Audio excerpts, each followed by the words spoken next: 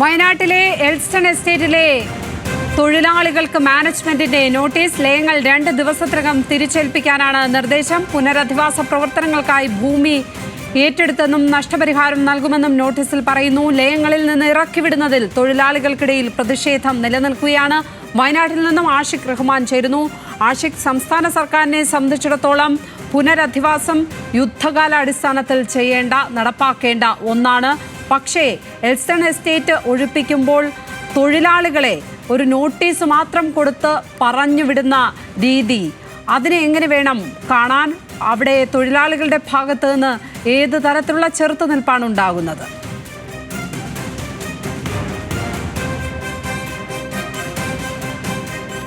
നൽകിയിരിക്കുന്നത് തൊഴിലാളികളോട് 2 ദിവസത്തിനകം, അതായത് ഈ നോട്ടീസ് ലഭിച്ച 2 ദിവസത്തിനകം ലയങ്ങൾ, അതായത് അവർ താമസിക്കുന്ന ലയങ്ങൾ തിരികെ മാനേജ്മെന്റ് നൽകണമെന്നാണ് അറിയിച്ചിട്ടുള്ളത്. ഇല്ലെങ്കിൽ നിയമ നടപടി സ്വീകരിക്കുമെന്നും പറയുന്നുണ്ട്. ഈ ഫെബ്രുവരി 28 സംസ്ഥാന സർക്കാരിന്റെ ദുരിതാശ്വാസ പ്രവർത്തനങ്ങളുടെ ഭാഗമായി എൽസ്റ്റൺ എസ്റ്റേറ്റിന്റെ ഈ ഭാഗങ്ങൾ ഏറ്റെടുക്കുമെന്നും അതുകൊണ്ട് തന്നെ നഷ്ടപരിഹാരം ലഭിച്ചാൽ നിങ്ങൾക്ക് അതിനുള്ള ആനുകൂല്യം നൽകുമെന്നും പറഞ്ഞാണ് ഈ നോട്ടീസ് അവസാനിപ്പിക്കുന്നത്. അങ്ങനെ പറയുമ്പോൾ ഏകദേശം 70ഓളം കുടുംബങ്ങളെയാണ് ഇത് നേരിട്ട് ബാധിക്കുക. എന്നാൽ 15ഓളം കുടുംബങ്ങളിൽ മാത്രമാണ് ഈ ഒരു നോട്ടീസ് നൽകിയെന്നാണ് മാനേജ്മെന്റ് വിശദീകരിക്കുന്നത്. ഈ പുനരധിവാസ പ്രവർത്തനങ്ങളുടെ ഭാഗമല്ല, ഇവർ റിട്ടയർമെന്റിന്റെ ഭാഗമായും ഈ ലയങ്ങൾ ചിലർക്ക് താമസിക്കാൻ മറിച്ച് നൽകിയവർക്കാണ് ഈ നോട്ടീസ് നൽകിയതെന്നാണ് ഇപ്പോൾ മാനേജ്മെന്റ് വിശദീകരിക്കുന്നത്. എന്നാലും ഇത്തരത്തിൽ എൽസ്റ്റനെറ്റിൽ മാത്രമാണ് നിലവിൽ സർക്കാരിന്റെ പുനരധിവാസ പ്രവർത്തനങ്ങൾക്ക് മുന്നോട്ട് പോകുന്നത്. ആദ്യഘട്ടത്തിൽ എൽസ്റ്റനും നെടുമ്പാൽ എസ്റ്റേറ്റിലും ഇത്തരത്തിൽ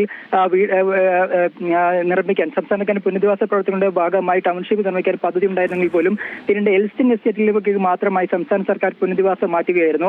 78 ഹെക്ടറോളം ഭൂമിയാണ് സംസ്ഥാന സർക്കാർ ഇവിടെ ഏറ്റെടുക്കുന്നത്.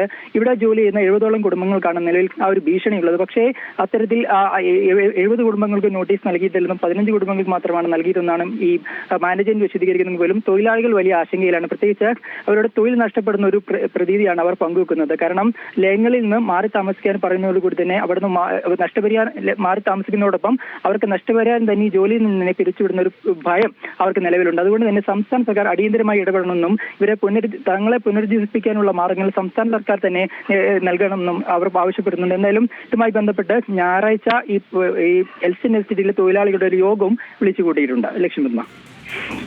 ആഷിഖ് റഹ്മാനാണ് വയനാട്ടിൽ നിന്നും വിവരങ്ങൾ പങ്കുവച്ചത്.